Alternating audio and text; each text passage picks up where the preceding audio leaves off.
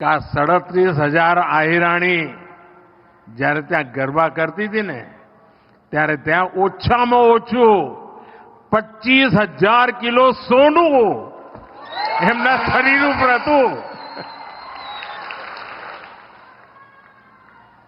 આ તો આંકડો હું ઓછામાં ઓછું કહું છું.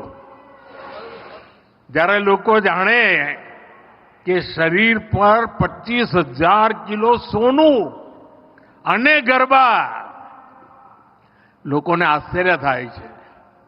એવી આ માતૃ સ્વરૂપા આપ સૌએ મારા ઓવારણા લીધા, આપના આશીર્વાદ મળ્યા. હું સૌ આહિરાણીનો માથું નમાવીને આભાર માનું છું. સૌથી પહેલા તો માતૃ સ્વરૂપા અમારી આહિરાણીઓ એમણે જે ઓવારણા લીધા એમનો હું શ્રદ્ધાપૂર્વક આદરપૂર્વક પ્રણામ કરીને આભાર માનું છું. થોડા દિવસ પહેલા સોશિયલ મીડિયામાં એક વિડીયો બહુ વાયરલ થયો. દ્વારકામાં 37,000 આહિરાણી એક સાથે ગરબા કરે તો લોકો મને બડા ગર્વથી કહેતા હતા કે સાહેબ, આ દ્વારકામાં 37,000 આહિરાણી. ભગુભાઈ, તમને ગરબો દેખાડો, પણ ત્યાંની એક બીજી વિશેષતા છે કે આ 37,000 આહિરાણી જ્યારે ત્યાં ગરબા કરતી હતી ને ત્યારે ત્યાં ઓછામાં ઓછું 25,000 કિલો સોનું એમના શરીર ઉપર હતું. આ તો આંકડો હું ઓછામાં ઓછું કહું છું. જ્યારે લોકો જાણે કે શરીર પર 25,000 કિલો સોનું અને ગરબા, લોકોને આશ્ચર્ય થાય છે. એવી આ માતૃ સ્વરૂપા આપ સૌએ મારા ઓવારણા લીધા, આપના આશીર્વાદ મળ્યા. હું સૌ આહિરાણીનો માથું નમાવીને આભાર માનું છું. भगवान श्री कृष्ण की कर्मभूमि द्वारिका धाम को मैं श्रद्धापूर्वक नमन करता हूं. देवभूमि द्वारिका में भगवान कृष्ण द्वारिकाधीश के रूप में विराजते हैं.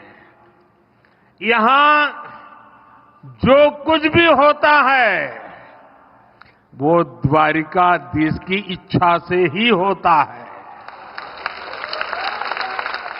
आज सुबह मुझे मंदिर में दर्शन का, पूजन का सौभाग्य मिला. द्वारिका के लिए कहा जाता है कि ये 4 धाम और सप्तपुरी दोनों का हिस्सा है. यहां आदि शंकराचार्य जी ने 4 पीठों में से एक शारदा पीठ की स्थापना की. यहां नागेश्वर ज्योतिर्लिंग है, रुक्मिणी देवी मंदिर है, आस्था के ऐसे अनेक केंद्र है.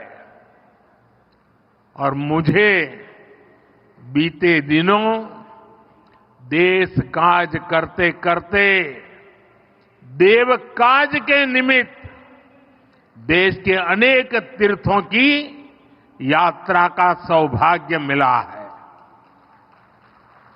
आज द्वारिका धाम में भी उसी दिव्यता को अनुभव कर रहा हूं. आज सुबह ही मुझे ऐसा एक और अनुभव हुआ. मैंने वो पल बिताए जो जीवन भर मेरे साथ रहने वाले हैं. मैंने गहरे समुद्र के भीतर जाकर प्राचीन द्वारिका जी के दर्शन किए।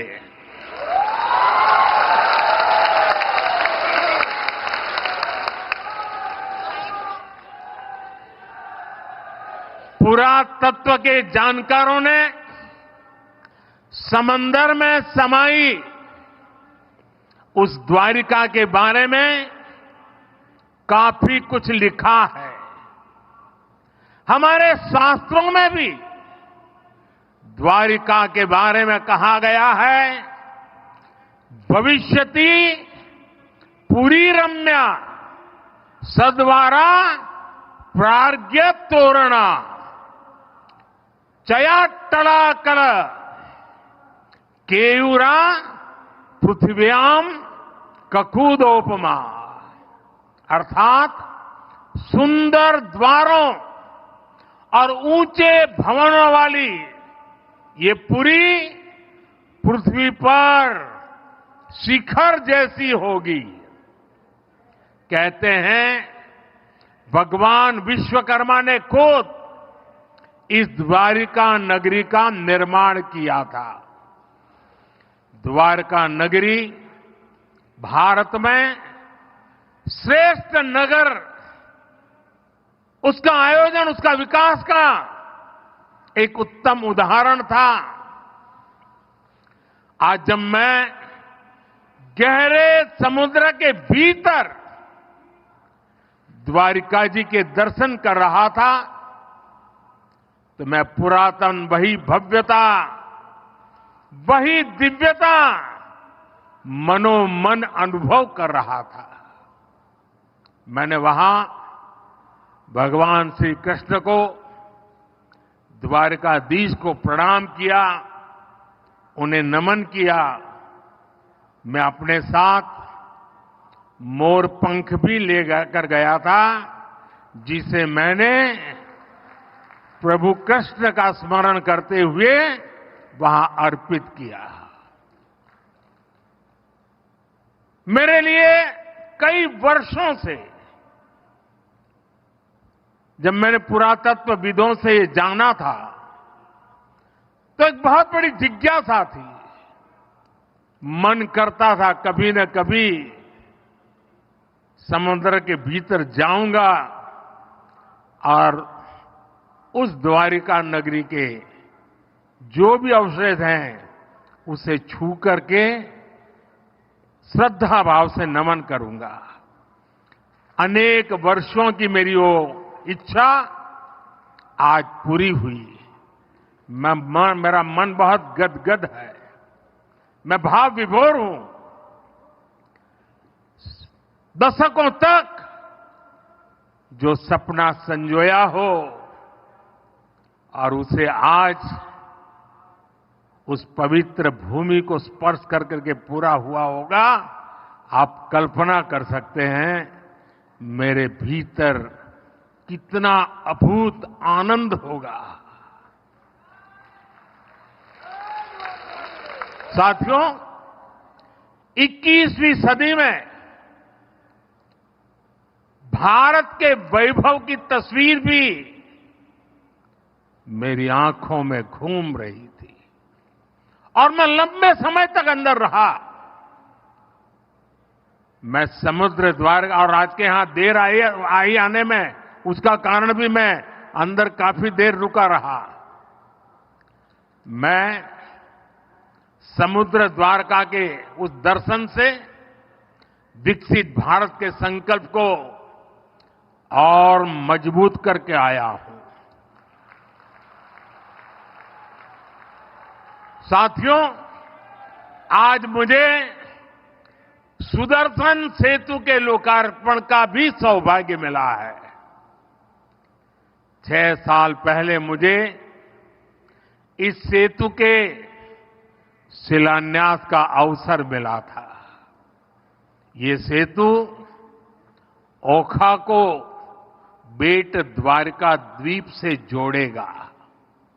ये सेतु द्वारकाधीश के दर्शन भी आसान बनाएगा और यहां की दिव्यता को भी 4 चांद लगा देगा।